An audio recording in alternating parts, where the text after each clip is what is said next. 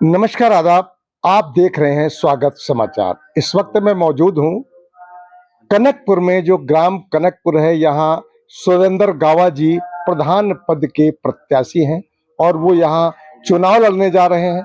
अभी हम उनसे बात करेंगे और जानेंगे कि वो चुनाव लड़ेंगे तो किस तरह लड़ेंगे, जनता से उनको जो वोट मिल रहा है उनका जनाधार है कैसा है, किस तरह लोग वोट दे रहे हैं और उनको क्यों वोट देंगे। तो आइए बात करते हैं सुरेंद्र गावा जी से कि क्या वो इस वक्त बताएंगे कि किस तरह उन्हें मिलेगा जनाधार।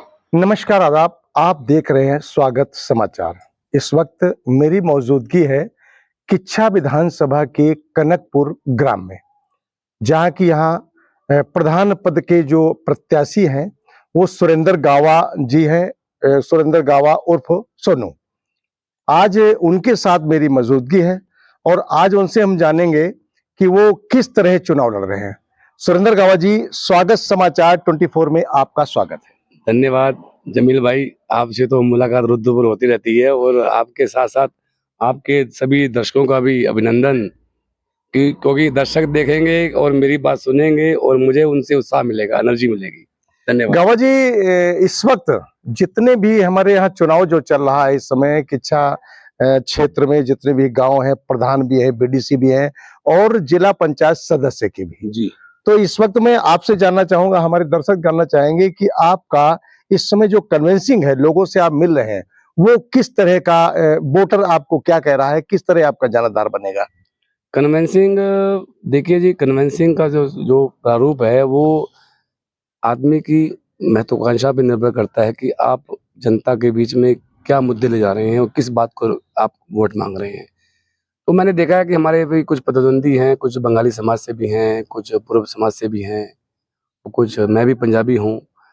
तो लोगों ने, मैं देख रहा हूँ कि मतलब जाति धर्म के आधार पे तो देखो राजनीति होती है, लेकिन मेरा मानना ये है कि जाति धर्म का राजनीति से कोई लेना देना नहीं है और जो पद की गरिमा है उस गरिमा के हिसाब से हर व्यक्ति विशेष के पास उसकी समस्या का हल होना चाहिए उस पद पे।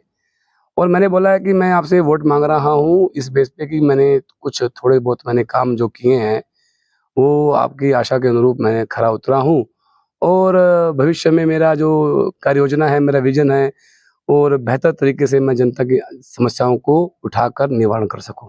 वैसे आपका अगर माना जाए, ये देखा जाए, जनता का विजन क्या है? आप अगर प्रधान के पद पर इस समय प्रत्याशी हैं, प्रधान का चुनाव लड़ रहे हैं, क्यों, क्या ऐसा आपने क्या सोचा कि जनता के लिए आप तैयार हुए हैं? क्या मतलब ऐसा है, क्या विजन? जमील भाई, मैं आपको बता देता हूँ कि देखिए सबसे बड़ी बात है कि जो भी हमारे प्रतिनिधि हैं, चाहे हमारे प्रदेश के हों, राज्य के हों या गांव के हों, चाहे कहीं के भी हों, प्रतिनिधि की जिम्मेदारी ये है कि पहले वो जनता के बीच में जाकर उनकी समस्या को देखे, क्या समस्या है यहाँ पे, मूलभूत समस्या क्या है, उस समस्याओं को अपने विजन में उतारे कि उस समस्या का हल कैसे होगा। अगर मैं चुनाव में उतरता हूँ तो वो जो समस्या है, अगर मान लो वो मुझसे पूछेंगे कि समस्या का हल क्या है, तो मेरे पास उसका निवारण करने का भी मेरे पास वो उसके लिए जो प्रारूप है वो होना चाहिए। और जैसे कि है कि हमारे बंगाली समाज के लोग हैं, उनके यहाँ 2 कॉलोनियाँ हैं, तो उनकी सबसे बड़ी समस्या है स्वामित्व की। और गरीब लोग हैं बेचारे, मेहनतकश लोग हैं। 1971 में वो बांग्लादेश से जब हिंदुस्तान में आए थे, तो हमारे ही लोगों के खेतों में वो बस गए, उन्होंने मेहनत करी। आज मेहनत से उन्होंने अपनी मकान बनाए हैं। ठीक है, मकान बड़े नहीं हैं, छोटे हैं पर सुंदर हैं। और परिवार जब बड़ा होता है तो उनको आवश्यकता होती है कि मकान हमें और चाहिए। तो प्रधानमंत्री निवास योजना एक बेहतर योजना है। जब शुरुआत चली थी तो गरीबों के लिए वो अहम रोल किया उन्होंने मकान के लिए। तो सबसे बड़ा मुद्दा जो है, जो प्रधानमंत्री निवास योजना है, वो स्वामित्व के कारण उनको नहीं मिल पाता इंदिरा निवास। जी जी, प्रधानमंत्री निवास। जी जी क्योंकि पहले इंदिरा निवास था तो अब प्रधानमंत्री निवास है, माफी चाह रहा हूँ। लेकिन उसी के लिए मैंने देखा कि ये बहुत जरूरी है और मैंने लिखा अपने घोषणा पत्र में, विजन में, कि इसके लिए नहीं नहीं गावा जी, देखिए यहाँ पर हम, ये बहुत बड़ी बात नहीं, क्योंकि जनता छोटी बात सुनना चाहती है और आप शॉर्ट में बताइए कि जनता का मतलब जो जनाधार है, जो वोटर है, वो आपको वोट मिल रहा है, किस तरह का लोग आपसे बात कर रहे हैं, वोट आपको देंगे, किस तरह का जनाधार आपका है, ये देखिए उनकी मूलभूत समस्या है, जैसे अपना पेंशन है, नहीं नहीं, वो प्रधानमंत्री समस्या नहीं है। पूछ रहा हूँ, मतलब ये पूछ रहा हूँ कि आपको अगर वोटर वोट देगा, हाँ क्योंकि आप वोट मांग रहे होंगे, जी आप जी सोच रहे हैं मुझे वोट अच्छा मिलेगा, जी। वोटर आपको वोट देगा क्यों? ऐसा आपने क्या किया है या क्या करेंगे? देखिए, सबसे बड़ी बात है कि मैं आप बिल्कुल सही क्वेश्चन पूछा आपने। अब मैं आपकी क्वेश्चन को पूरा बारीकी से बताऊँगा, कम शब्दों में, कि देखिए कि जन समस्या जो होती हैं कि वो शुरुआत होती हैं अपने गाँव से नहीं। आप जहाँ जा रहे हैं, अगर रास्ते में कोई ईंट पड़ी है, रास्ते में या पत्थर पड़ा है, तो अगर आप सामाजिक व्यक्ति हैं, अगर आप भारतीय हैं, देश के नागरिक हैं और देशभक्त हैं, तो उस पत्थर को उठाकर साइड में रखेंगे, तो वो आपका हित नहीं है, वो सभी समाज के हित की ओर मैंने बात रखी है कि वो पत्थर उठाया, जो पत्थर किसी की भी दुर्घटना का शिकार कोई हो सकता है, जी, तो जी। उसको हमने साइड में किया। तो सबसे बड़ी बात है सामाजिकता आपके अंदर। आप अपने गाँव को क्यों लालच दे रहे हैं उनके काम करने के लिए। अगर मैं गाँव में कोई काम करता हूँ, जैसे कि कई काम ऐसे हैं, नहर साफ करवाई मैंने, या नहर के लिए मरम्मत के लिए मैंने लेटर लिखा, काली मंदिर के पीछे एक नाला बहता है, गंदा नाला है, बहुत बुरा हाल है, उसके लिए मैंने लेटर लिखा। तो ये नहीं है कि मेरा गाँव है, मैं जहाँ जाता हूँ, जहाँ समस्या देखता हूँ, मैं वो समस्या वहाँ खड़ी कर देता हूँ। मेरे पास आज भी लेटर पड़ा है बस अड्डे का। बस अड्डे के बाहर इतनी बसें खड़ी होती हैं, मॉल बन रहा है, तो मैंने कहा कि बस अड्डा ज़रूरी है, मॉल बाद में, पहले बस अड्डा बनाएँ ताकि जनता को अवरोध ना हो, जी, गति जी, जनता यातायात में। अब मान लो मैं यहाँ चुनाव लड़ रहा हूँ, काम मैं रुद्रपुर भी कर रहा हूँ, किच्छा भी कर रहा हूँ, क्यों कर रहा हूँ? कि मुझे समस्या ये नहीं है कि मुझे वो हमारे वहाँ वोट है। समस्या ये है कि ये समस्या खड़ी है तो इसका निवारण होना चाहिए। जी। और जनता भी जान रही है, मैं सोशल मीडिया जुड़ा हूँ, लोग देखते हैं मुझे कि सोनू गाबा देखो हर काम कर रहा है, चाहे मैं काम पूरा हो ना हो, आवाज़ मैं उठाऊँगा, हक की ये आवाज़ वैसे उठाऊँगा। देखिए सोनू गावा जी, सुरेंद्र गावा जी, जी, जनता आप प्रधान बनेंगे। जी, देखिए पूरे गांव के एक तरह से मालिक होता है, प्रधान के अंडर में ही जनता आती है और प्रधान के जितने भी कार्य हैं वो प्रधान पूरे करता है। जी। तो नॉलेज ये होना चाहिए कि कौन सा कार्य कहाँ से होता है। क्या जनता को आप बताएंगे कि आप कहाँ-कहाँ से कौन-कौन से कार्य करा बिल्कुल, सकते हैं? बिल्कुल। मैंने जनता में जब घोषणा पत्र लिखा तो जनता कहती है साहब ये तो 4-5 करोड़ रुपए का काम है। तो बजट आता है 50 लाख रुपए का या 40 लाख रुपए का 5 साल में, तो आप कैसे इसको क्रियान्वयन करेंगे? तो मैंने उनको कम शब्दों में कहा कि देखिए जी, मैंने जो यहाँ लिखा कि मैं नेट बूथ, जो स्टेडियम जो होता है छोटा-सा नेट स्टेडियम जो होता है, मैं जी, उसे जी। बूथ बोलूँगा, जी, जी। क्योंकि जाल से बना होता है, आप जानते हैं।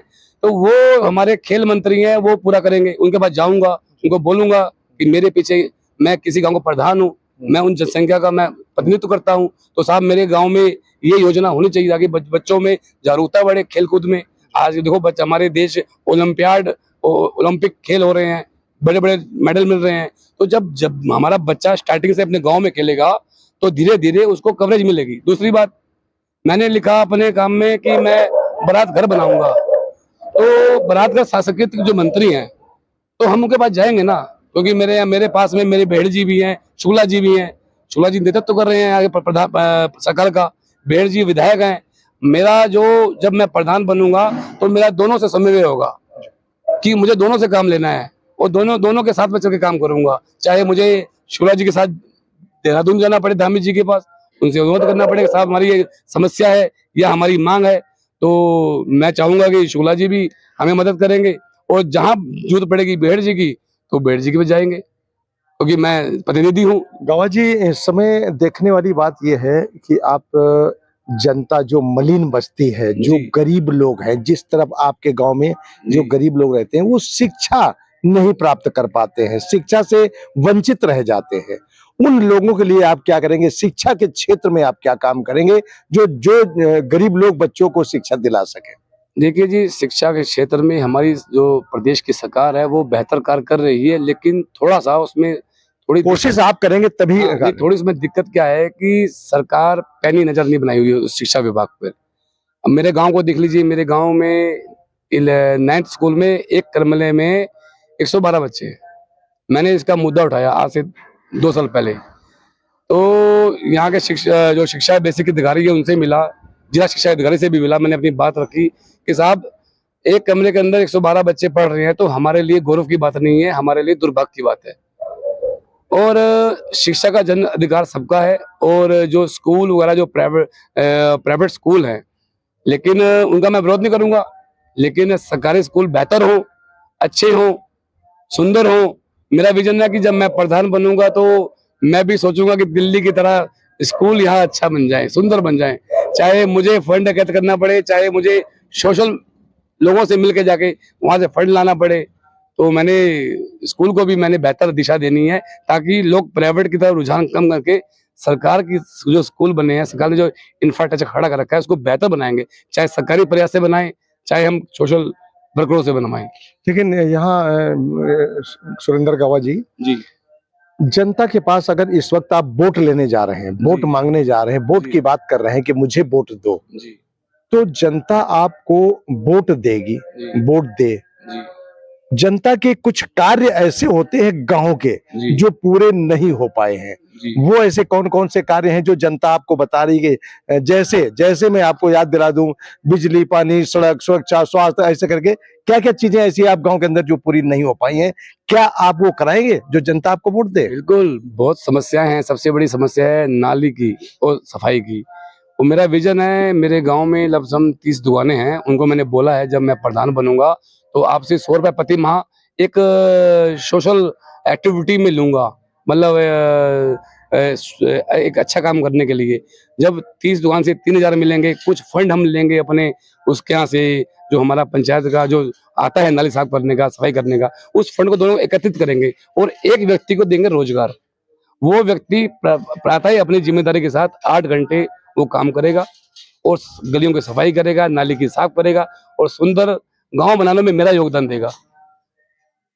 जी, तो ये आप जनता का इस तरह कार्य करेंगे ताकि आपको जनता वोट दे सके। आप क्या चाहते हैं कि लगभग जो 3 प्रत्याशी आपके यहाँ या 2 हैं या 4 हैं, जो भी है, जितने भी हैं, उनमें से किसका कैसा माहौल चल रहा है? क्या आप दूसरे लोग बताएं, बात करेंगे? बिल्कुल, सातों प्रत्याशी बहुत अच्छे हैं, सभी मेरे भाई हैं, मेरे अपने हैं और मेरे गांव के हैं।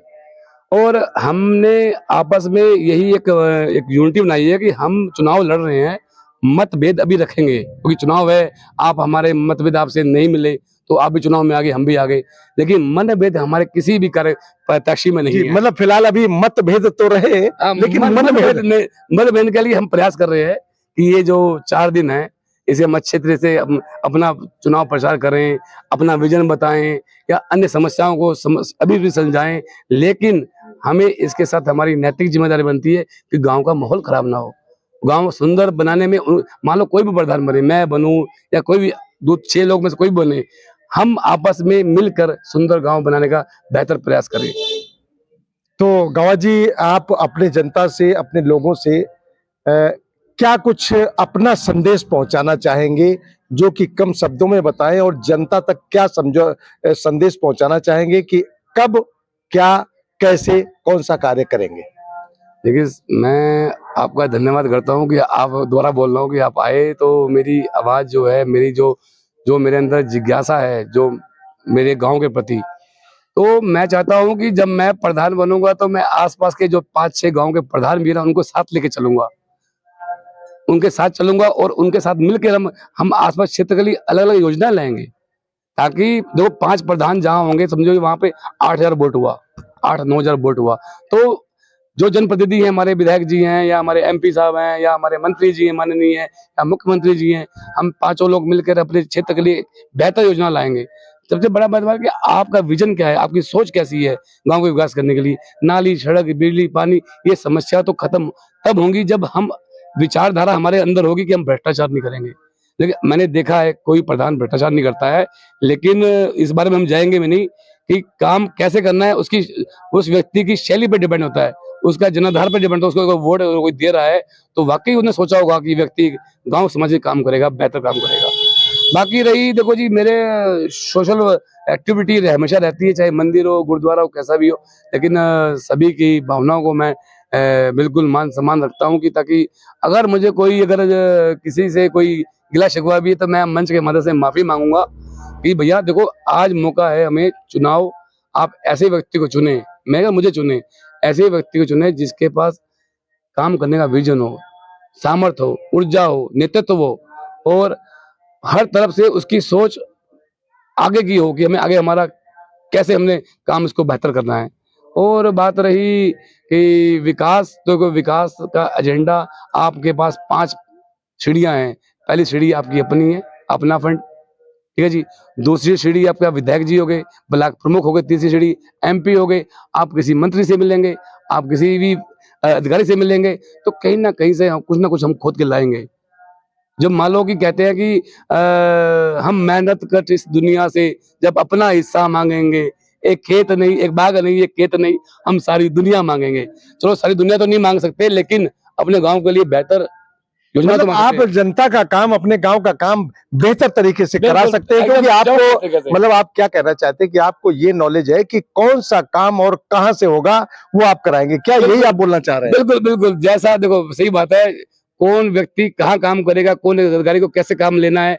देखो अधिकारी और सरकार हमारी जनता के लिए है, और जनता में अगर कोई नेतृत्व ऐसा आ जाए जो सरकार से और अधिकारी से काम ले सके, डंडे से नहीं, उनकी कार्यशैली उनको मालूम है कि काम कैसे होना है, किस प्रकार होना है, तो अधिकारी भी उसमें संज्ञान लेगा और तुरंत उस कार्रवाई को उचित दिशा देगा। तो ये दोस्तों हमारे साथ में इस वक्त कनकपुर ग्राम से जो कि प्रधान पद के प्रत्याशी हैं सुरेंद्र गावा जी उर्फ सोनू, ये प्रधान का चुनाव लड़ रहे हैं। अब जनता को इन्होंने सारी चीज अपनी बताई है, और मैं भी आपसे कहूंगा दोस्तों, आप इस वीडियो को ज्यादा से ज्यादा शेयर करें, ताकि सुरेंद्र जी जो प्रधान पद के प्रत्याशी हैं, इनकी बात को लोग सुन सकें और ये किस तरह कार्य करेंगे ये सभी लोग जान सकें। बने रहिए स्वागत समाचार 24 के साथ। मैं जय अहमद। धन्यवाद।